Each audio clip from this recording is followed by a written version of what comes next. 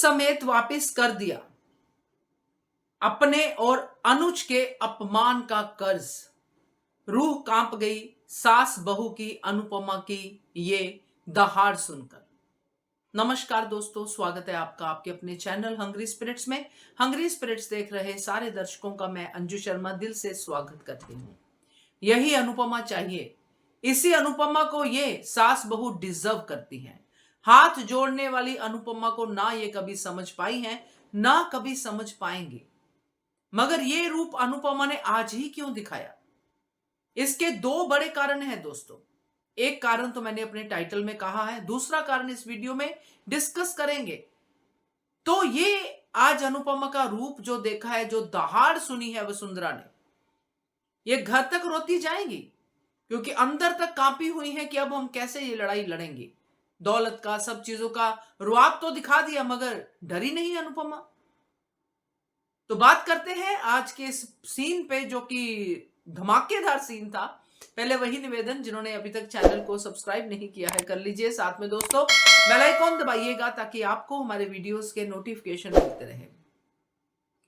एक दिन पहले ही जब अनुपमा और प्रार्थना इनके घर पे गई थी, बड़े प्यार से हाथ जोड़कर एक एक बात को सुना भी और अपने तरीके से अनुपमा ने जवाब भी दिया।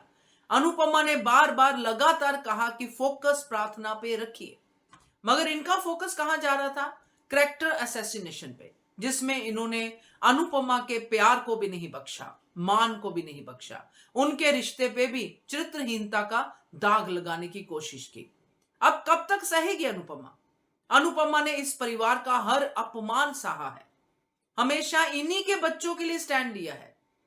अगर माही आर्यन से प्यार करती थी तो आर्यन भी तो माही से प्यार करता था, प्यार तो आर्यन का भी था।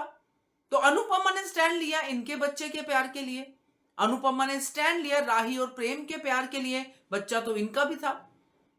तो अनुपमा ने इनके बच्चों का हमेशा ध्यान रखा, मगर इन्होंने एक सेकंड नहीं लगाया अनुपमा के रिश्ते पे सवाल उठाने के लिए, जो रिश्ता आज भी अनुपमा के दिल में जिंदा है, उसके अनुज के प्यार का। अनुपमा ने ख्याति को बड़े साफ शब्दों में कहा कि मेरा और अनुज का क्या रिश्ता है मैं फुर्सत में समझाऊंगी। मगर ये ख्याति जो बहुत ही गंदी कॉपी है वसुंधरा कोठारी की, जिसको हम कह सकते हैं कि जब गंदी कॉपी सामने आती तो आंखों को देखने को अच्छा नहीं लगता, और ये ख्याति को देखने में भी अच्छा नहीं लग रहा। कल भी हमने डिस्कस किया था, एक मां होके अपनी ही बेटी से, उसकी गोद से उसका बच्चा छीनने की बात कर रही है, जो बच्चा हुआ ही नहीं। खुद पेन दे रही है, खुद पेपर दे रही है, घर से तैयारी करके आई है। बाप रे बाप, मैं तो हैरान होगी इस मां के कॉन्सेप्ट से। तो पहला कारण अनुपमा का ये था जो मैंने कहा कि उसके मान का, उसके प्यार का अपमान। ये जो लोग मान के प्यार को समझ नहीं पाते हैं, ये अपमान ही कर सकते हैं। वो गुस्सा तो था ही अनुपमा के मन में। दूसरा गुस्सा जब मान के साथ साथ मां का भी अपमान होना शुरू हो गया। एक मां जिसके पेट में पहला बच्चा है, वो वक्त होता है मां के लिए उस बच्चे के साथ बिताने का जब वो सिर्फ और सिर्फ वो और बच्चा होते हैं। जब बच्चा पैदा होता है सब आ जाते हैं, बाप परिवार सब आ जाते हैं, मगर ये 9 मंथ सिर्फ मां और बच्चा ही साथ में होते हैं और कोई नहीं होता है। मगर अपनी ही बेटी के वो हैप्पी मोमेंट्स को ग्रहण लगाने आ गई है। अगर गौतम से कुछ प्रार्थना को मिला है तो वो ये बच्चा, जिसको वो पालना चाहती, जिसको वो पैदा करना चाहती है। बाकी सब तो उसको अपमान, मार, पता नहीं क्या क्या कुछ मिला है, मगर ये फूल सा बच्चा जो उसके पेट में अभी पनप रहा है, उसको भी छीनने पहुंच गई है। तो अनुपमा क्यों ना दहाड़े। अनुपमा तो किसी भी मां का अपमान नहीं सहन कर सकती, ख्याति तक का नहीं सहन किया था। ख्याति के लिए भी वो स्टैंड लेने खड़ी हो गई थी वहां पे कि मां का अपमान नहीं। जब आर्यन वाली बात हुई थी तब अनुपमा ही पहली वो शख्स थी जिसने ख्याति की ममता को समझा था।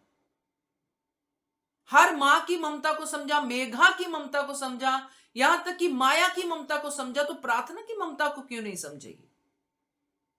ये इन लोगों के बस का है ही नहीं।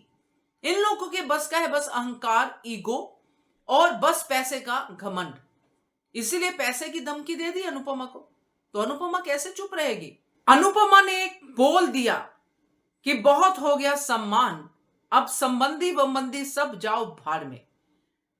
अनुपमा अब हाथ नहीं जोड़ेगी, अब अनुपमा दहाड़ेगी, क्योंकि बात हो रही है एक बच्चे की और उसकी मां की।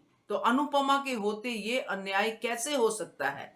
क्योंकि आज तक अनुपमा ने सिर्फ यही किया है, कभी अपने मां बनने को उसने दुनिया के सामने एग्जाम्पल सेट की है, चाहे बच्चे कैसे भी निकले, मगर उसने अपनी ममता को कभी भी तिलांजलि नहीं दी है। वो कैसे प्रार्थना के साथ इतना बड़ा अपमान देख सकती है, इतना बड़ा एक मां का अपमान। तो ये तो होना ही था। मोटी बा जो अपनी हरकतों से बाज नहीं आती है, उसने बार बार अनुपमा को जतलाने की कोशिश की, अनुपमा को बताने की कोशिश की कि प्रार्थना हमारा खून है, तो अपने खून को अपने घर लेके जाते ना, अपने खून की परवाह करते। आज बच्चे की परवाह करने आ गए हो कि हमारा खून हमारे घर पे, और वो भी गौतम के कहने पे। बहुत सही कहा, जो आपकी बेटी पे जुल्म करता है वो आपका सगा है और बेटी पराई हो गई, तो बेटी का बच्चा कैसे इनका अपना हुआ? आज अनुपमा ने इनकी आंखें खोली है और अपने हर एक अपमान का बदला लिया है। आज तक अनुपमा चुप थी, इसलिए क्योंकि ख्याति एक मां के तरह उसको दिख रही थी, एक मां जिसका बच्चा मर गया है, जवान बच्चे की मौत हो गई है, मगर आज ख्याति उसको मां नहीं एक डायन के रूप में दिखी, जो एक जो कि अभी बच्चा पैदा भी नहीं हुआ है उसको छीनने आ गई है। और ये जिन्होंने खुद अपने बच्चों को 9-9 महीने पेट में रख के पैदा किया है, खुद अपनी बेटी पंखुड़ी के लिए तड़पी है, आज भी तड़पती है, कमाल की बात है वो बच्चा छीनने आ गई है। ये सोच के भी हम लोगों को डर लगता है, हम लोगों को लगता है कि ऐसी बात तो सोच में भी नहीं आनी चाहिए, मगर ये करके दिखा रही है, वो भी अनुपमा के सामने। पहले अनुपमा के अपने प्यार का अपमान, फिर अब एक मां का अपमान। कैसे चुप रहे अनुपमा? अनुपमा तो अपनी पुराने रूप में आएगी ही आएगी, और वो रूप इनको बहुत महंगा पड़ने वाला है। ये बात अनुपमा ने जो कही है, इस बात से अगर ये नहीं संभलती है तो फिर ये दौलत लगा ले, कुछ भी लगा ले, अनुपमा से जीत नहीं सकती है। क्या कहते हो आप? कमेंट कीजिएगा। देखते रहिए channel hungry spirits. Thank you so much.